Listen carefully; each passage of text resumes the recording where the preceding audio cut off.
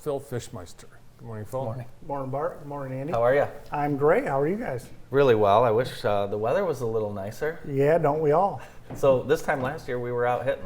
Yep, the course was open this time last year, and yeah, I think as Bart said during the break, we were actually mowing. Grass was growing already. Yeah. No, not this year. No. But it doesn't matter because the calendar moves on and things happen regardless of the weather, and that includes the spring thaw.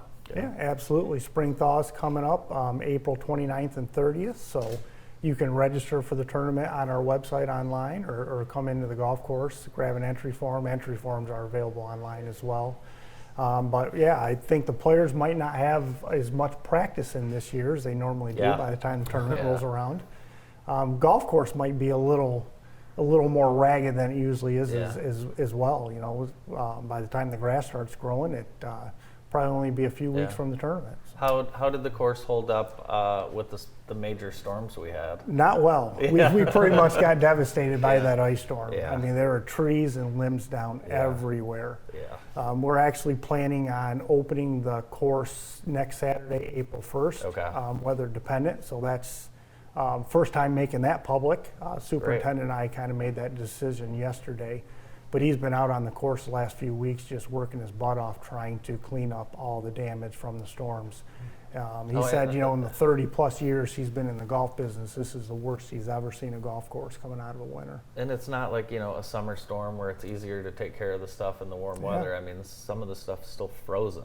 Yeah, absolutely. Those limbs came down and then it got cold and they kind of froze to the ground. And, a week after the ice storm, we had all that snow.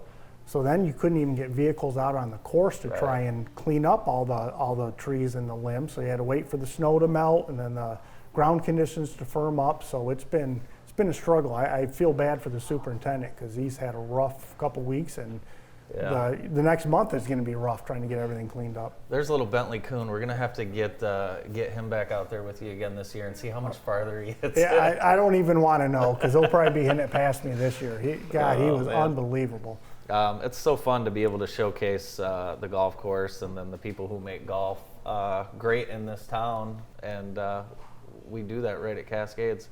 Championship course. I think it's a difficult course for me. I mean, you got to be sharp on every shot. Yes, you do. Some tough greens. So it is a difficult course, but at the same time, it's welcoming to players of all abilities. For sure. There's not a lot of forced carries. Obviously we have 4 sets of tees, so you can move up in tees. So it's not an overly long course. So it's a course that everyone can play, but it's still going to challenge, even the best golfers. Do you know who can reach the green at 17? Jack Nicklaus. Yeah, I don't know what the yardage was back then, but yeah, for sure he could have. He actually did. I believe it. On 17? Yeah. Wow. I've heard of a few people hitting it up to the front of the green on 17, but that's amazing. It's that's a monster. Unreal. Yeah. The finishing, really, I think the back nine lends itself to if we could tape the back nine of your championships, right? Because it's so precise, that back nine. And then the last, really, you got 16, which is a par 3, which if you're not paying attention, that can give you trouble, and then 17 and 18. Yeah, and even 15 for that matter. You have the creek that bisects the fairway, so the long hitters might try and go over. So what I love about the finishing stretch during tournaments is if you're down a couple shots, you have birdie holes in 15, in 18, so you have an opportunity to catch up. But then for the leaders, that's a tough stretch. Like you said, 16 can be challenging, although it may not look it to the eye. Right. And then you have very tough 17, and then you kind of have that decision on 15, on 18. Do I play aggressive? Because I don't want to let someone catch up with me, or do I play safe? So it always lends to a good finish for tournaments. What's the rest of the season and schedule look like after spring thaw?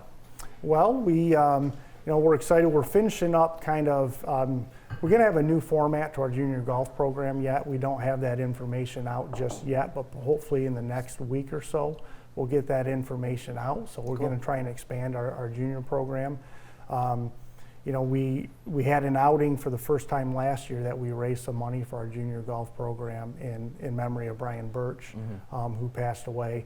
And we're going to have that outing again. It's going to be June 10th this year. So we're going to raise more money for our junior golf program and expand that. But talking about the course not being open yet, who I really feel sorry for is the high school and the colleges. Right. Their season, technically started a couple weeks ago, and they haven't been able to get on the golf course yet. Right. So they won't be able to see the golf course till the first week of April, and their season's a third of the way over at that point.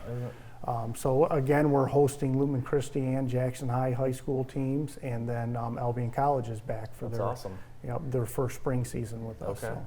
Cool. Yeah, it's unfortunate. Well, at least they're all on even footing because That's Correct. true. none of them can get out. Yeah, the benefit nowadays, if some of the schools are starting to actually get simulators. Yes. So, if you can get an indoor simulator, at least you can be swinging the club and get a little practice in that way. I wonder if Jackson can use the All Glick Athletic Center to put in a practice. simulator. They could put in a 9-hole course in that thing. Yes, they could. Yeah. It's amazing the youth golf program that we have in Jackson. Communities bigger than ours don't have anything as awesome as ours. No, we don't. Obviously a lot of great golfers in Jackson, and that starts with the junior golf program. Yeah. So getting those kids out playing, and like I said, a lot of communities don't have the tournament schedule that Jackson does. Jackson has one of the best local tournament schedules around. And Cascades plays an integral role in that, every year hosting the Spring Thaw and the County Open. And, for the last, 7 years or so, we've been in the rotation of hosting the city championship every other year. And this year we will be hosting the city championship again. A lot of great things happening. Again, sign up for that Spring Thaw. It's April 29th and 30th. And like Phil said, don't be worried about your score. 3 flights. Yeah, that's right. There's you play with your level. Yep. You play with your level. We will flight everyone after Saturday based on your first round score. So no matter what your ability level is, you'll still have an opportunity to compete for some hardware. The director of golf at Cascades. Thanks so much, Phil, for being with us. Thanks, Andy. Thanks, Bart. More of the morning show right after this quick break.